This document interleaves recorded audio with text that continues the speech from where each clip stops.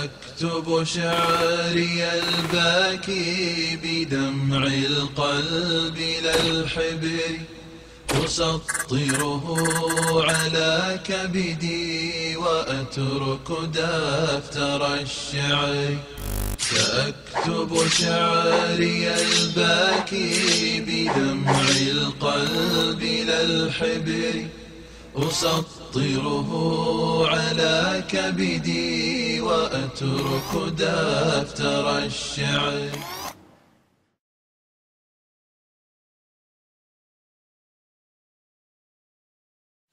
أعوذ بالله من الشيطان الرجيم. بسم الله الرحمن الرحيم والصلاة والسلام على سيدنا محمد وعلى آله وصحبه أجمعين والسلام عليكم ورحمة الله وبركاته. Frères et sœurs, assalamu alaikum wa rahmatullahi wa barakatuh. Heureux de vous retrouver ce soir afin de partager avec vous cette nouvelle et présente vidéo dans laquelle nous allons évoquer la question du prédicateur Islam Ibn Ahmed. Bonsoir à toutes les personnes n'étant pas de confession musulmane qui écoutent cette présente vidéo.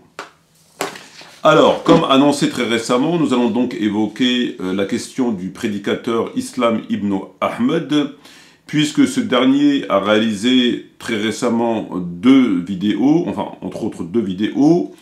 L'une d'entre elles est intitulée Le mariage temporaire ou de jouissance, et la seconde est intitulée Qui est la famille du prophète, alayhi salat wa salam, qui est la famille du prophète.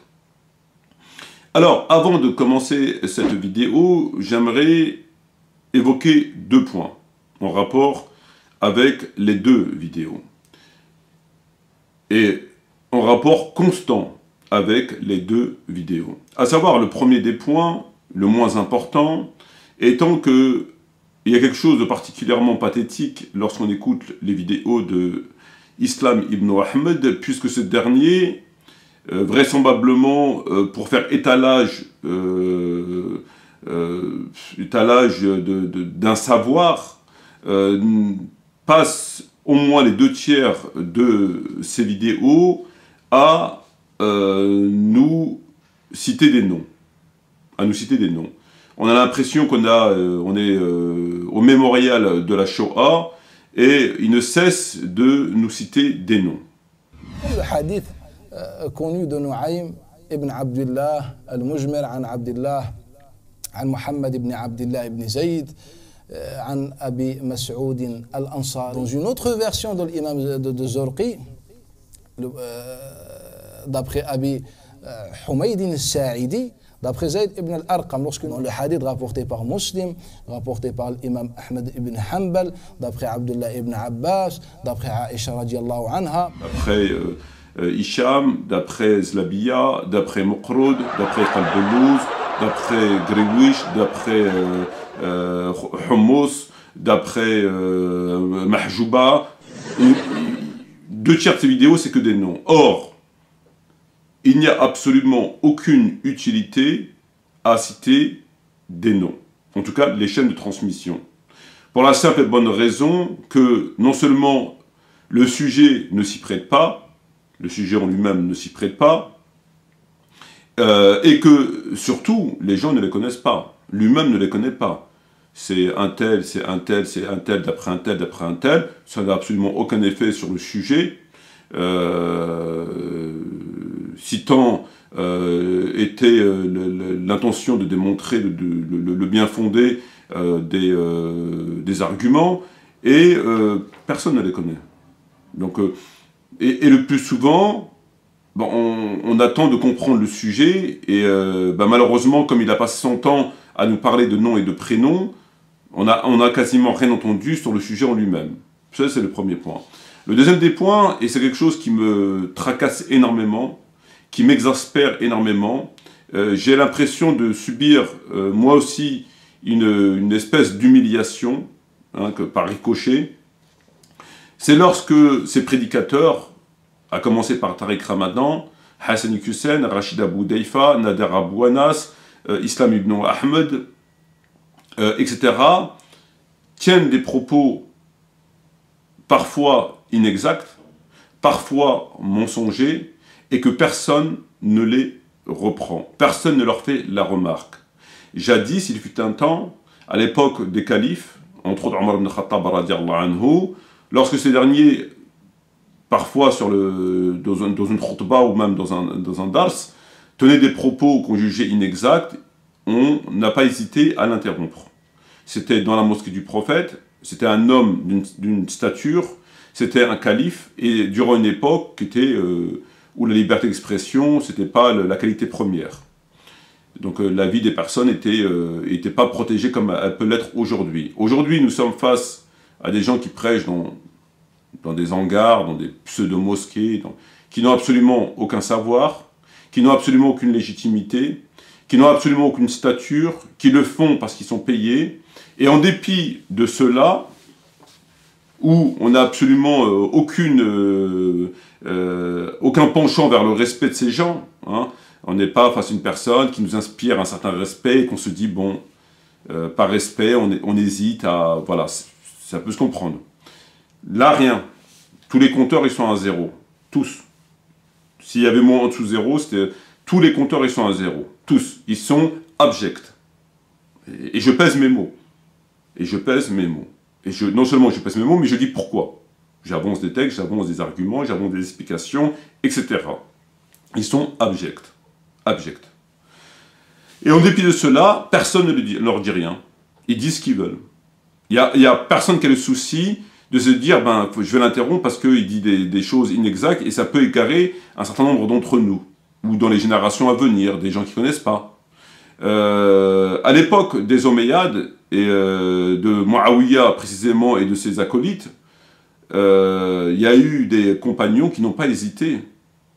Et pourtant c'était une époque, c'était une dictature, qui n'ont pas hésité à reprendre Muawiyah à l'intérieur de la mosquée, à l'extérieur de la mosquée, comme Abu Dharr, qui n'a pas hésité à le reprendre, et au sein même de la mosquée, au péril de leur vie, et au nom de l'islam, au nom de la vérité. Tellement ces gens avaient une réelle adoration pour Allah, un amour infini pour le prophète, un souci de la vérité, ils mettaient leur sécurité, passer après, leur vie passer après. Et lorsqu'ils entendaient un prédicateur comme Muawiyah ou ses semblables tenir des propos mensongers ou déformés, enfin bref, ou une chose en tout cas qu'ils considéraient être inexacte, ils n'hésitaient pas à l'interrompre.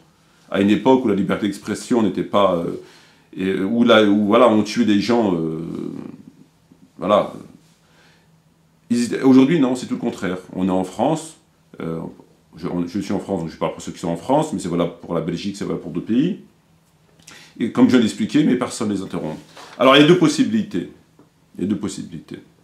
Ou bien nous sommes face à des gens qui n'ont rien vu, rien entendu, ils n'ont pas capté les conneries, ce qui me semble...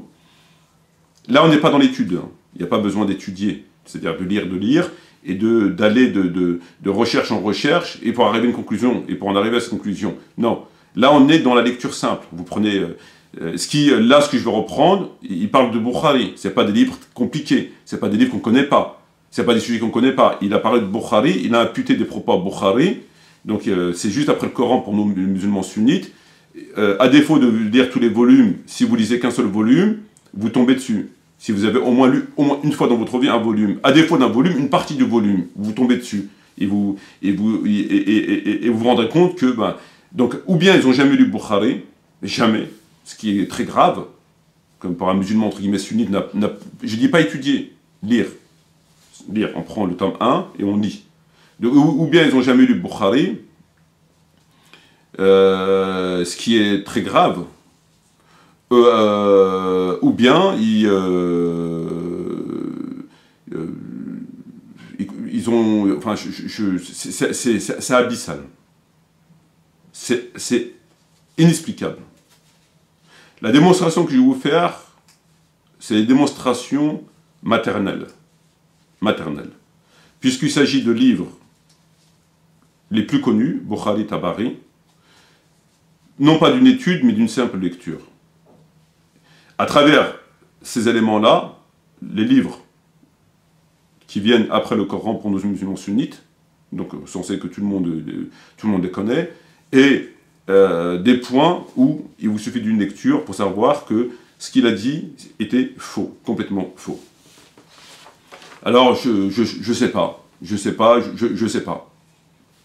Ce qui est étrange, c'est à contrario, venir m'imputer à moi des propos que j'ai jamais dit, ils savent le faire. Venir m'attribuer des propos, venir déformer mes propos. Je discutais pas plus tard qu'hier soir très tard, et ce matin très tôt avec un frère en MP, et le frère me disait on lui disait que j'avais dit que le Coran était incomplet. Donc je lui donnais un petit peu les ficelles, hein, parce qu'après, bon, on sait on connaît leur stratagème. Donc je lui dis, demande-lui la preuve. Il me dit, elle m'a donné une vidéo. Je lui demande le passage de la vidéo.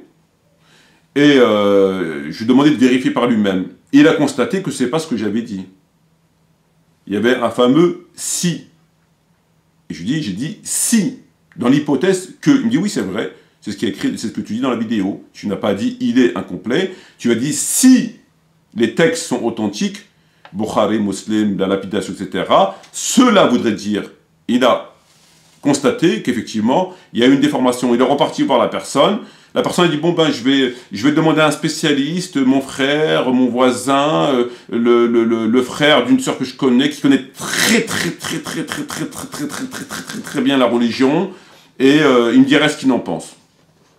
Voilà. Mais entre-temps, elle n'avait pas hésité à calomnier. Dès qu'elle s'est rendue compte que le frère avait vu les ficelles, directement, elle s'est repliée, elle a commencé à changer son discours. Il n'aurait pas vu. Et ça, c'est constant. Il y a beaucoup de gens, un certain nombre d'entre vous ont été, entre guillemets, victimes de cela. On les contacte et on leur dit « j'ai dit ça, j'ai dit ça, j'ai dit ça ». Voilà. Et lorsqu'on commence un petit peu à gratter, ces gens disparaissent. Ces gens disparaissent comme le diable. Apparition, disparition. Apparition, disparition. Comme Shaitan. Bref, c'est pas le sujet. Alors, dans cette vidéo, donc le prédicateur du néant, le prédicateur du néant, parce que là on est dans le néant, là c'est le néant. Là, on n'est plus dans le débat, on n'est plus dans quelque chose qui pouvait laisser penser que peut-être il était possible que, probablement selon tel livre, il a été dit qu'il était possible que, sûrement, en tout cas, probablement, voire que on n'est plus là, on est dans le néant. Le néant. Le néant. De la pure invention. De la pure invention. Comme je vous le démontrais. Donc, 2 extraits. Premier extrait, tiré de la première vidéo, le mariage temporaire ou de jouissance. Deuxième extrait tiré, qui est la femme du prophète. Alors, nous allons écouter le premier extrait, qui commence à 2 minutes 16 secondes et qui termine à 8 minutes 22 secondes, tiré de la vidéo Le mariage temporaire ou de jouissance, réalisé par Islam Ibn Mohammed, qui dure 26 minutes 57 secondes précisément. Donc écoutons le premier extrait et on se retrouve ensuite, Inch'Allah, pour le commenter. Donc chez Ahl Sunnah, il est haram. Chez Al-Shia, il est autorisé. Chez Al-Shia, il est autorisé. Shia, de quelle manière il manipule les musulmans? Malheureusement, nous, on ne lit pas. Ils nous rapportent. Donc, eux, les Shia, ils ont leurs références. On va parler de la référence. Mais parfois, ils utilisent nos références, les références de Sunna, pour prouver que Shia, il se trouve, ou bien que le mariage temporaire se trouve même chez Sunna. Prenez n'importe quel livre chiite sur Al-Mut'a, le mariage temporaire. Prenez n'importe quel livre chiite. On ne parle pas du Coran al-Karim, on parle plus tard du Coran al-Karim. On commence par la manipulation de Sunna. À chaque fois, ils vous sortent des textes qui se trouvent dans le Bukhari, Muslim et partout, et ils vous rapportent le Mut'a. Mais en vous cachant que la Mut'a en islam a 2 utilisations. La Mut'a selon Shia qui veut dire le mariage, et la Mut'a qui veut dire la Mut'a de l'Hajj, du pèlerinage. Le pèlerinage, lorsque je veux faire le pèlerinage, je peux faire le pèlerinage seul. Ce qu'on appelle l'ifrad. J'ai fait que le pèlerinage. Je peux faire la umrah et j'enchaîne directement un pèlerinage. C'est-à-dire, je vais dans les mois sacrés où je peux faire le pèlerinage, sauf que moi, je mets l'intention de faire une umrah et j'enchaîne directement par un pèlerinage et cela, on l'appelle al-mut'a. Allah Ta'ala dans Surat Al-Hajj, il dit فَمَنْ تَمَتَّعَ بِالْعُمْرَةِ إِلَى الْحَجِّ تَمَتَّعَ. Il s'appelle Al-Mut'a. Dans les chapitres de l'Fiqh chez Al-Sunnah, on l'appelle chapitre Al-Mut'a. Chapitre Al-Mut'a. Donc, lorsqu'il vous rapporte des hadiths, un certain Toufir qui est très connu, c'est un savant irakien, il était un juge et validé par Al-Hawza en Irak, etc. Il a écrit un très bon livre qui s'appelle Al-Mut'a wa atharuha fil Islah. La Mut'a et les traces de la Mut'a dans la réforme islamique. Pour lui, la Mut'a, c'est une réforme. Les gens réforment autre chose et lui réforme les désirs animaux. Donc pour lui, c'était une réforme. Lorsqu'il rapporte dans les hadiths comme lui, c'est juste un exemple. Sinon, vous trouvez la même chose dans tous les livres de Sunnah. Ou bien de Shia, lorsqu'ils attaquent, ou bien ils veulent prouver la crédibilité et la légalité et la légitimité de cet acte.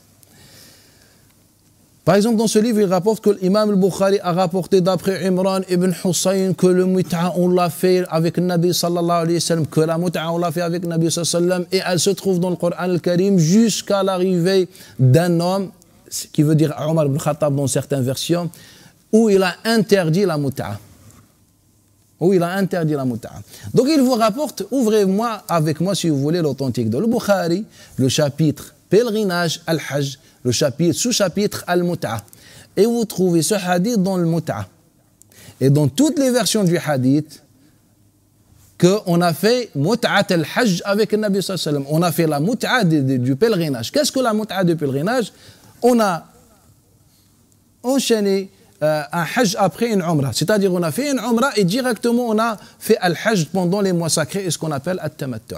Mais lorsqu'on présente un hadith déformé, résumé, une version où on ne mentionne pas le Hajj, mais elle se trouve dans le Hajj en disant aux gens, lisez que c'est la Mut'a en islam, ça c'est un mensonge.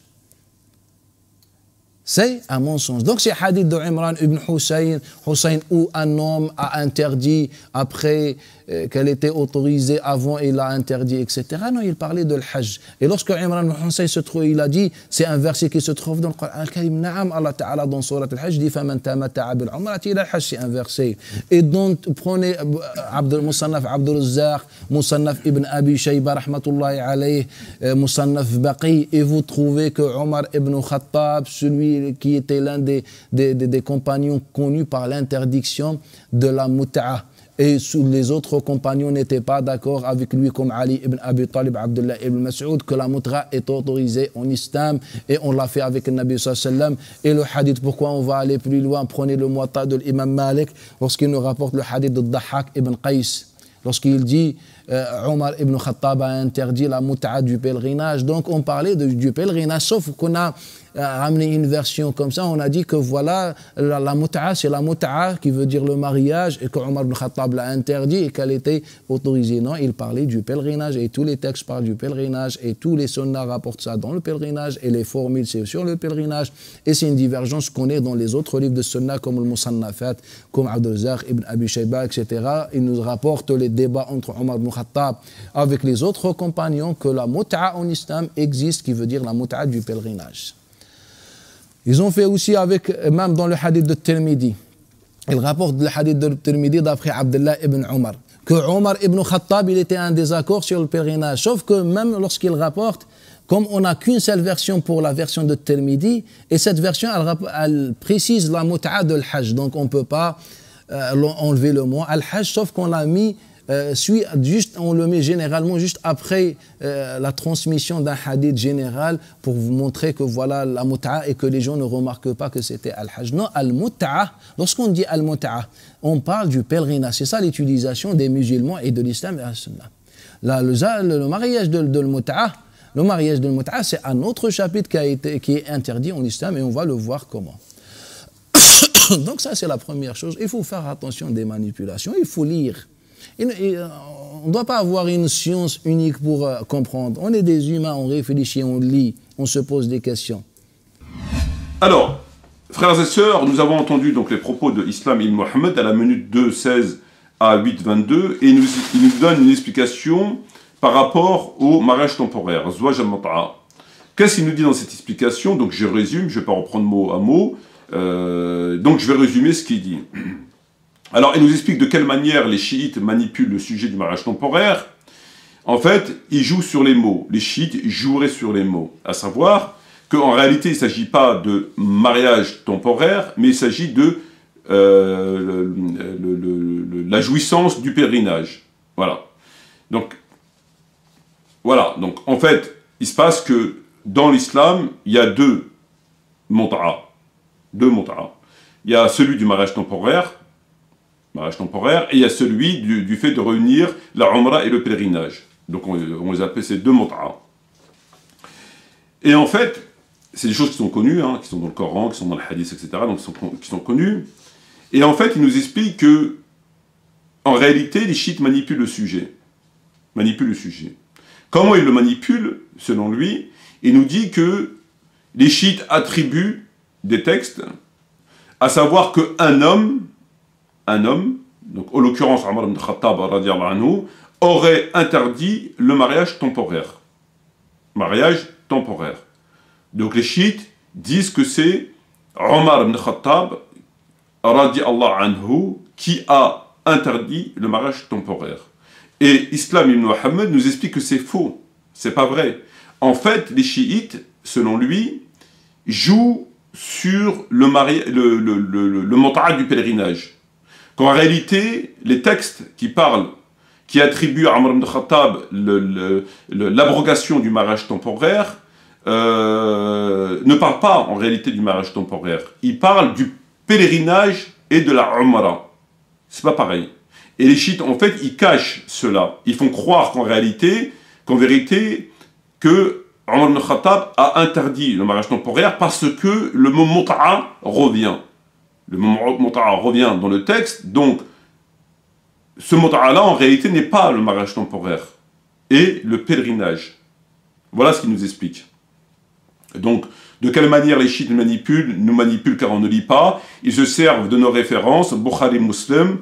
Ils vous rapportent la mut'a, mais ils vous cachent que la mut'a a deux utilisations, celle du mariage et celle du pèlerinage. Et réunir la umrah et faire le pèlerinage s'appelle aussi la mut'a.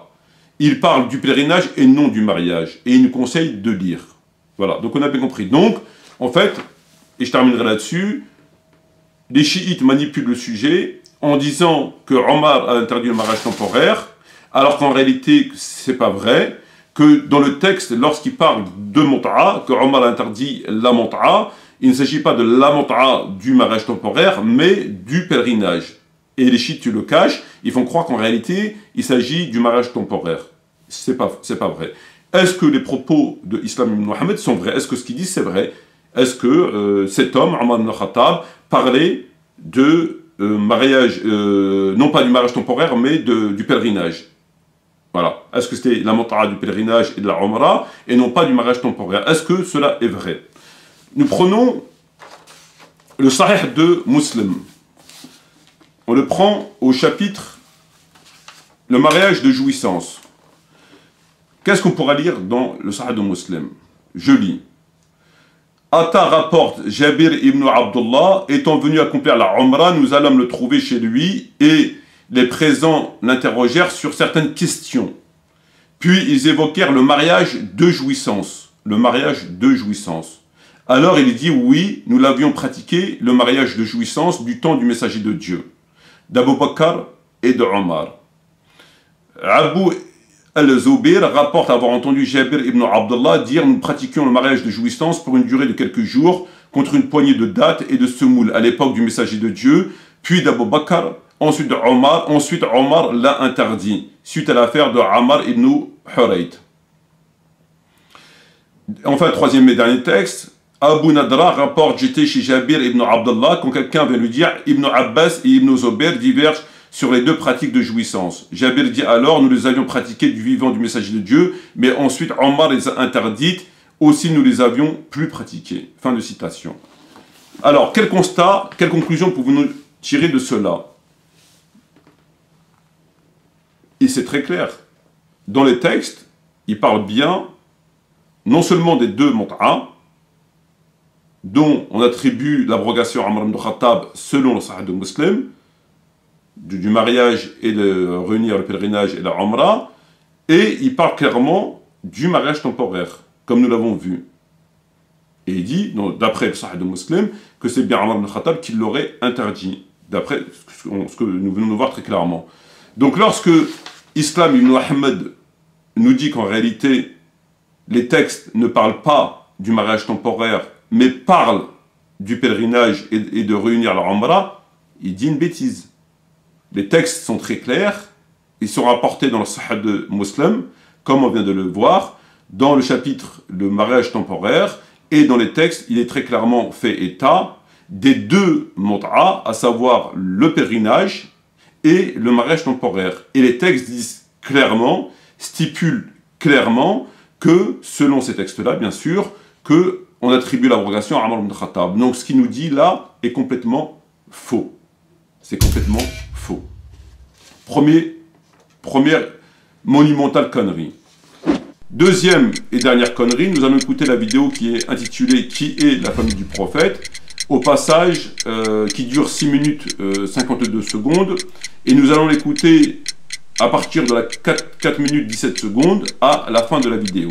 Donc nous allons écouter cet extrait qui commence à 4:17 jusqu'à la fin de la vidéo, et on se retrouve ensuite, Inch'Allah, pour la commenter. On précise qu'il y a beaucoup de manipulations ici. Ahl al-Bayt du prophète sallallahu a deux sens. Le Ahl dans le sens général, c'est-à-dire la famille du prophète sallallahu et la tribu du prophète sallallahu, on dit Ahl al-Bayt Rasulillah. Et le sens particulier et le plus important, sont les descendants du prophète sallallahu alayhi wa alihi wa sallam. Et là, je donne une remarque pour qu'on finisse, Inch'Allah, que lorsqu'on parle des descendants du prophète sallallahu alayhi wa sallam, ils n'ont pas le statut des autres al-Bayt ou bien les compagnons du prophète sallallahu alayhi wa sallam. Lorsqu'on parle d'un compagnon, on dit radiyallahu anhu. Et lorsqu'on parle, car Allah Ta'ala, il dit laqad radiyallahu. Car Allah Ta'ala a agréé les compagnons. C'est pour ça qu'on dit sur les compagnons radiyallahu anhu. Mais lorsqu'on parle des descendants bien de Ahl al-Bayt du prophète sallallahu alayhi wa sallam, on ne dit pas radiyallahu anhu. On dit alayhim as-salam. On dit alayhim as-salam. Car le prophète sallallahu alayhi wa sallam, il dit Allahumma salli ala Muhammadin wa ala ali Muhammadin. Et c'est pour ça, si vous revenez dans l'authentique de Al-Bukhari, dans aucun cas, il évoque l'un des descendants et il dit radiyallahu anhu. Il dit que alayhim as-salam. Par exemple, dans le livre Al-Manaqib, les mérites, il dit Bab Fatima alayhi as-salam. Lorsqu'il nous rapporte le hadith de Muswar ibn Makhrama, qu'il rapporte l'imam Zuhri, l'imam Bukhari, généralement, ils disent pas radiyallahu anhu sur les transmetteurs. Mais lorsqu'il rapporte le hadith de Muswar ibn Makhrama, il dit d'après Zuhri, d'après Al-Hussein, alayhim as-salam. D'après Al-Hussein, le petit-fils de Ali ibn Abi Talib, alayhim as-salam. At-Tabari, la même chose dans ses chroniques ou bien son tafsir, à chaque fois il évoque Ahl al-Bayt alayhim as-salam. L'imam al-Daraqutni, il a un livre sur les mérites des compagnons, à chaque fois il évoque un compagnon, il dit radiyallahu anhu. Mais lorsqu'il s'agit d'un descendant du prophète sallallahu alayhi as-salam, l'imam Ibn al-Jawzi, dans son livre Al-Muntazam, il évoque un compagnon, il dit radiyallahu anhu. Lorsqu'il évoque un descendant du prophète sallallahu il dit alayhi as-salam. L'imam al-Tahawi fi Mushkil al-Athar, lorsqu'il évoque un compagnon, il dit radiyallahu anhu. Mais quand il s'agit d'un descendant du prophète sallallahu on dit alayhi as-salam. Et tous les savants musulmans, que ce soit savants de tafsir, de hadith, le fuqaha, ils font la différence entre Ahl al-Bayt et les compagnons. Les compagnons, ils ont un degré très élevé en islam, mais Ahl al-Bayt, ils sont incomparables, ou bien les compagnons sont incomparables avec Ahl al-Bayt du prophète sallallahu alayhi wa alihi wa sallam. Alors, qu'est-ce que nous avons entendu, frères et sœurs, dans cet extrait? Dans cet extrait, voilà ce que Islam ibn Muhammad nous dit. Il y a beaucoup de manipulations. Je donne une remarque pour finir. Lorsque l'on parle d'un compagnon, on dit radiyallahu anhu. Lorsque l'on parle des descendants du prophète, Muhammad alayhi salatu wa salam, des Ahl al-Bayt, on ne dit pas radiyallahu anhu, on dit alayhum as-salam. Et c'est pour ça que lorsque vous revenez à Bukhari, en aucun cas il évoque un descendant et dit radiyallahu anhu. Il dit alayhum as-salam. Hussein alayhi as-salam. Et on peut trouver cela dans Bukhari, Tabari, Tafsir, la chronique de Tabari, Daraqutni, l'imam Jawzi, l'imam Tahawi. Voilà. Donc je résume, il nous dit que lorsque on parle des compagnons, on dit radiyallahu anhu. radiallahu anhum. Et lorsque l'on parle de Ahl al-Bayt, alayhum salam, donc Ali, Hassan, Hussein, Fatima, alayhum salam, on ne dit pas radiallahu anhum, on dit alayhum salam. Et il nous dit, et c'est pour ça que lorsque vous revenez à Bukhari, en aucun cas, dans Bukhari, il évoque un descendant et il dit radiallahu anhu. Bukhari, dans aucun cas, lorsqu'il parle d'un compagnon, il dit radiallahu anhu, il dit alayhum salam. Et c'est pareil, il dit, c'est la même chose dans Tabari, le tafsir, la chronique et dans le reste des livres. Jamais vous trouverez radiallahu anhu dans la chronique de Tabari ou dans son tafsir. Vous trouverez toujours alayhum salam. Toujours. Voilà ce qu'il nous dit. Est-ce que ces propos sont vrais? Est-ce que c'est vrai que lorsque vous lisez Bukhari, il dit toujours sur un Ahl al-Bayt, alayhum salam? Est-ce que lorsque vous lisez le tafsir de l'imam al-Tabari, ou son tarikh, donc la chronique, il dit, comme il affirme Islam ibn Muhammad, alayhum salam. Jamais il dit radiallahu anhu sur Ahl al-Bayt. Est-ce que ces propos sont vrais? Ben, ce qu'on va faire, c'est qu'on va les vérifier. Le plus simple, c'est qu'on va les vérifier. Alors, j'ai Tarikh Tabari, qui est là, dans le Kutub al-Almiya. J'ai le Sahih de Bukhari, qui est là, Maison de Nour. Et j'ai le Tafsir Tabari, qui est là. D'accord? Donc j'ai Tarikh Tabari, Bukhari et Tafsir Tabari. C'est ce qu'il nous a dit. Alhamdulillah. Et c'est pour ça que donc c'est ce qu'il nous a dit. Très bien. Alors, on va prendre, déjà pour commencer, le Sahih de Muslim, qui est là. Je vais le prendre au tome 1, page numéro 111. Tome 1, numéro 111. Alors, donc je lis en français. Abu Juhayfa a dit, comme je demandais à Ali s'il y avait chez eux un recueil écrit. D'accord? Donc, Hadathana Muhammad ibn Salama, قال أخبرنا وكيع عن سفيان عن مطرفي عن شعبي donc عن etc. قال قلت لعلي ibn Abi Talib. J'ai dit Ali ibn Abi Talib. هل عندكم كتابا. Donc là, Bukhari il dit rien. Il dit uniquement, lorsqu'il cite Ali, alayhi salam, il dit pas ni alayhi salam, ni radiallahu anhu. Il dit simplement, il passe directement, قال قلت لعلي ibn Abi Talib, هل عندكم. Est-ce que vous avez. Donc là, déjà, il dit rien. Il dit ni alayhi salam, ni radiallahu anhu. Je vais au numéro 132. Au numéro 197, pardon. 197. Et on a un autre texte, donc d'après Abdullah ibn Zayyad. Donc l'envoyé de Dieu était venu nous trouver, nous le présentons, c'est pas celui-là. Alors, 197, voilà. Donc, je lis le texte. Alors, là je le lis en arabe, numéro 197. Il dit قال هو علي ibn Abi Talib رضي الله عنه.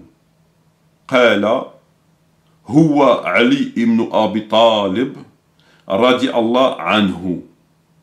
وكانت عائشة رضي الله عنها. D'accord?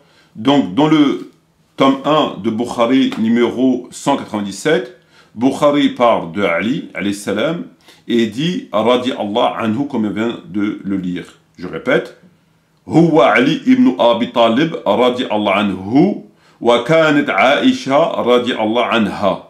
Tuhadith inna nabi alayhi salatu wa salam, etc., etc. Donc ce qu'il dit, c'est faux. Dans le Sahih de Bukhari, Bukhari dit aussi bien rien. Des fois, dans des passages, il dit rien. Dans d'autres passages, il dit alayhi salam, alayhum salam, alayha salam.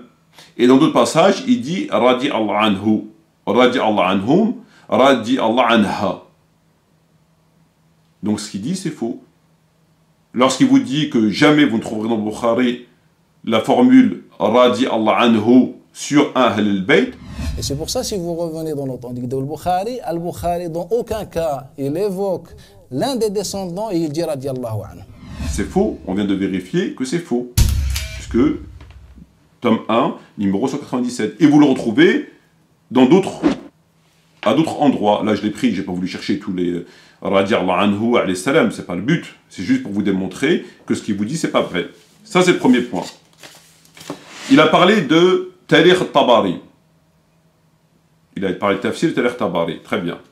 Si je prends Tarikh Tabari, volume 1, dans le Kutub al-Almiya, effectivement, dans ce texte-là, Ja'ahu an Abdullah Ali ibn Abi Talib alayhi salam.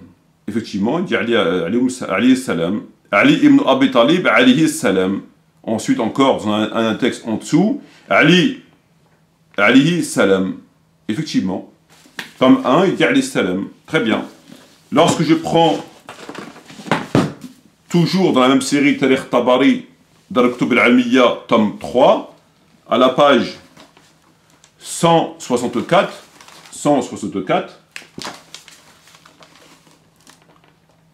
dans le sous-chapitre Zakar al-Bi'a Hassan ibn Ali, donc concernant l'allégeance de Hassan ibn Ali, alayhi salam, qu'est-ce qu'il nous dit Tabari? فقال له Hassan, donc Hassan ibn Ali, radi Allah anhu. Radi Allah anhu. Au-dessus, il dit Ibn Ali alayhi salam, et ensuite, il continue. فقال له Hassan, donc Hassan, radi Allah anhu, ala kitab Allah wa sunnah nabi. Donc là, il dit radi Allah anhu. Il dit pas alayhi salam. Donc dans Tarikh Tabari, parfois il dit alayhi salam, parfois, pareil que Bukhari, il dit radi Allah anhu. Enfin, il a évoqué le Tafsir Tabari, donc Tafsir Tabari, volume 10, Surat Al-Ahzab, donc 33, verset 33. Surat 33, verset 33. Qu'est-ce qu'on pourra lire? On pourra lire ce qui suit. Nazalet hadhihi al-ayya fi khamsa. Ce verset est descendu sur 5. Fi wa fi Ali radi Allah anhu wa Hassan radi Allah anhu wa Hussein radi Allah anhu wa Fatima radi Allah anha. Donc la sourate, dans le tafsir de l'imam Tabari, sourate 33, verset 33, Al-Ahzab, concernant le tafsir de ce verset, ce n'est pas ce qui nous intéresse, ce qui nous intéresse c'est comment il parle de Tabari, sur les 5, il dit radi Allah anhum, comme on vient de le voir. Fi Ali radi Allah anhu, Hassan radi Allah anhu, Hussein radi Allah anhu, wa Fatima radi Allah anha. Donc on a vu Tafsir Tabari radi Allah anhu, Tarikh Tabari radi Allah anhu, l'autre Tarikh Tabari alayhi salam, et le Sahih de Muslim radi Allah anhu. En conclusion de quoi? Lorsqu'il nous dit que c'est pour cela lorsque vous revenez à Bukhari, en aucun cas il évoque un descendant, il dit radi Allah anhu, il ne dit jamais radi Allah anhu, il dit tout le temps alayhi salam. Et c'est pareil dans la chronique de Tabari, le tafsir de Tabari. Et dans Bukhari, c'est faux. La preuve, je vous ai fait la démonstration. C'est complètement faux. Il faut savoir que dans ces livres, parfois ils disent rien, ils disent Ali sans rien dire, parfois ils disent radi Allah anhu, et parfois ils disent alayhi salam. Ça dépend des passages. Et dans Bukhari, c'est exactement la même chose. Dans Bukhari, vous allez trouver des moments où il dit rien, des moments où il dit radi Allah anhu, des moments où il dit alayhi salam. Voilà, donc ce qu'il nous a dit, c'est faux. En conclusion de quoi, frères et sœurs? Et c'est vrai que quand j'ai débuté dans l'islam, c'est ce qu'on m'avait dit. Parce que, enfin, beaucoup de gens se sont corrigés, alhamdoulilah, parce qu'au début, on leur disait, tout le monde pensait que, sur tous les compagnons, on devait dire radi Allah anhu. Et alayhi salam, c'est juste sur les prophètes. Et je pensais comme ça, moi aussi, au début, parce qu'on nous a égarés. On nous a égarés sur ça, on nous a égarés sur pas mal de sujets. Et regardez, tout le travail qu'il faut faire pour revenir à la vérité, c'est eux qui nous ont égarés. C'est ces prédicateurs qui nous ont égarés. Qui c'est qui disait des conneries, ces conneries-là, en disant oui, mais il ne faut pas dire Alayhi salam, c'est pas bien, faut, etc. Même Bejrafil, dans une de ses vidéos, on lui pose la question, il dit non. Il dit il ne faut pas dire Alayhi salam. Il faut pas. Le frère passera le passage, il dit il ne faut pas dire ça. Je ne vous cacherai pas, mais en effet, alayhi salam, pourquoi pas, parce que c'est... On n'y peut rien, c'est la famille du prophète sallallahu alayhi wa sallam. Donc je comprends que les gens puissent le dire, mais moi personnellement, je bloque un peu dessus. Il y a certains savants d'ailleurs qui pensent que ça ne se dit pas, mais bon. Que ça se dit seulement quand le prophète sallallahu alayhi wa sallam est avec. Mais... Donc vous voyez, donc c'est eux qui nous égarent. Et moi je pensais comme ça au début, et après j'ai découvert que c'était pas vrai. Et lorsque je faisais des vidéos, au début on me le reprochait. On me dit regardez, il est chiite, il dit sur Ali alayhi salam. Voilà. En fait, ces gens, ils ont été formatés. Alors qu'en vérité, c'est pas vrai. On vient de le voir, c'est pas vrai. Ou alors, Bukhari, tout le monde est chiite, sauf eux. Donc voilà. Et eux, ils continuent. Lui, il continue. Il perpétue la connerie. Il perpétue la connerie. Puisque c'est ce qu'il nous a dit, là. Et c'est pas vrai. Il perpétue la connerie. Et en fait... voilà, donc nous, on n'a pas attendu les chiites pour dire Alayhi salam. Voilà, c'est dans nos livres. Donc on les a pas attendus. Donc en fait, pour résumer, pour terminer la vidéo, il a dit deux conneries monumentales. La première, c'est lorsqu'il dit que les chiites manipulent les textes en faisant croire qu'il s'agit du mariage temporaire, alors que c'est pas vrai, il s'agit du mut'a, du pèlerinage. C'est pas vrai. Il s'agit bien du mariage temporaire. Et le deuxième texte, lorsqu'il nous dit que jamais dans Bukhari, jamais dans Tafsir Tabari, jamais dans Tarikh Tabari, vous allez trouver, lorsqu'il parle d'un descendant, radiallahu anhu, vous trouvez toujours alayhi salam, etc. C'est faux. Je viens de vous en faire la démonstration. Et là, il suffit d'une lecture pour s'en rendre compte. Il n'y a pas besoin d'étudier. Vous prenez le livre, vous lisez, vous le savez. Et visiblement, personne ne l'a repris. Personne ne l'a repris. Et ce monsieur donne des cours et a des élèves. Ça fait froid au dos, ça fait froid dans le dos. Ce monsieur est un enseignant. Un enseignant qui vous dit ça, qui vous dit dans Bukhari, jamais vous trouverez radiallahu anhu. Jamais. Vous trouverez tout le temps alayhi salam.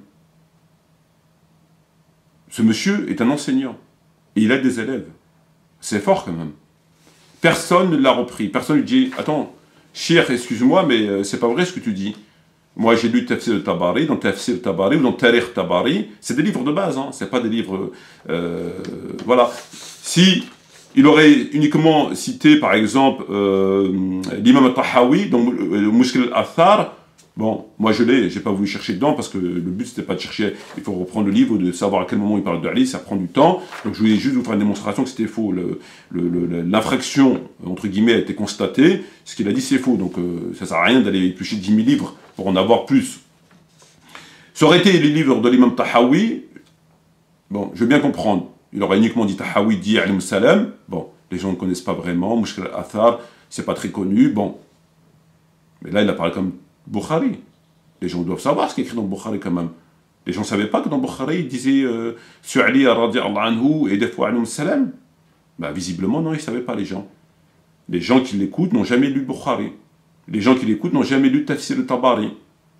Jamais, parce que personne ne le reprend. Personne ne lui dit, attends, Cheikh, ce que tu dis, c'est pas vrai. Moi, j'ai lu Tabari, Tarikh ou Tafsir, et il dit effectivement, radiallahu anhu. Par exemple, dans la sourate Al-Ahzab, 33-33. En plus, il donne les 5.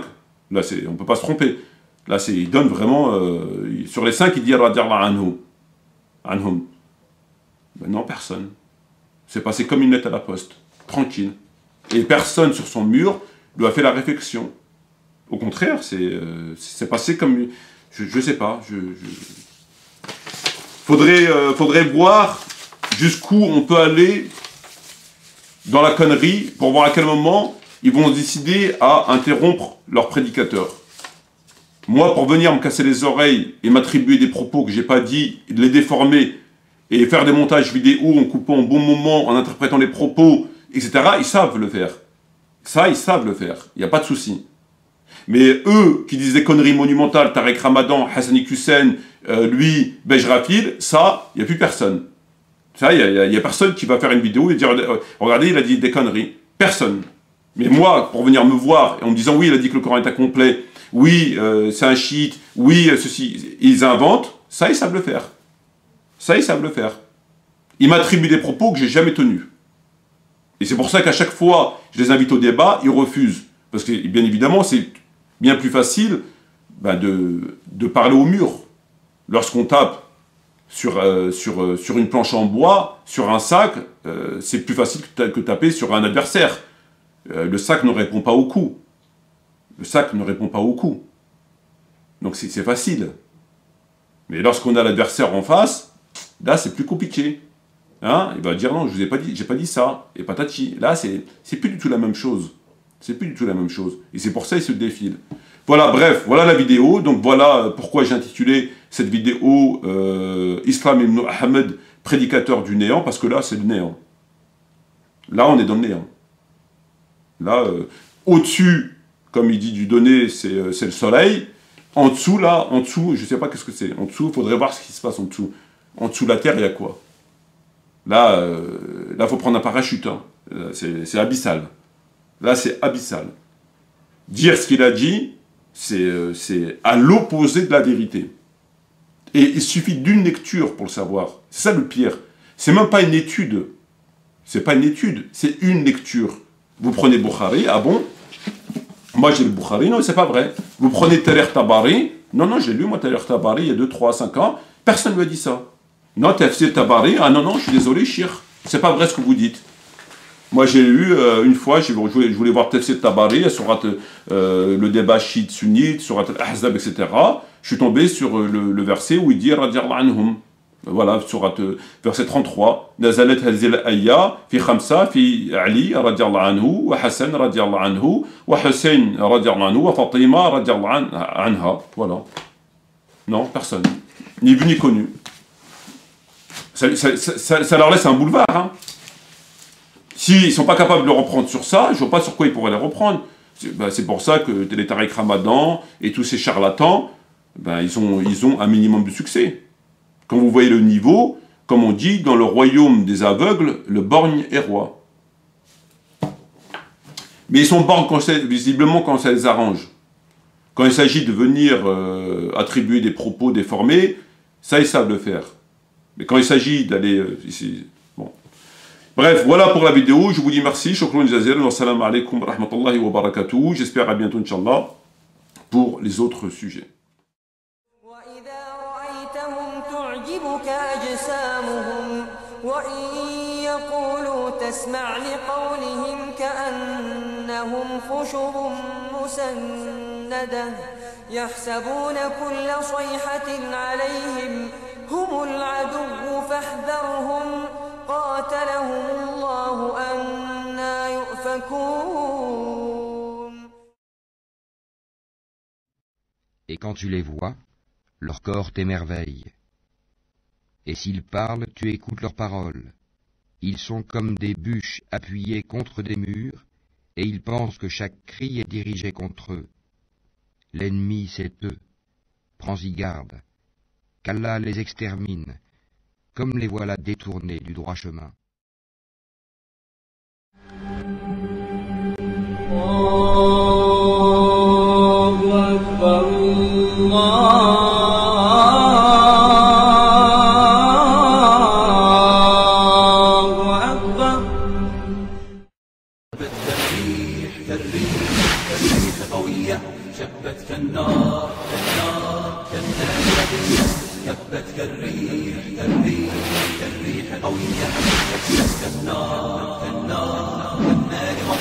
سارت بالعزم فتية طارت كالصقر أبية طارت كالصقر أبية أهلا أهلا قافلتي يا قافلتي المهنية هبت كالريح كالريح قوية شبت كالنار كالنار كالنار وضية هبت كالريح كالريح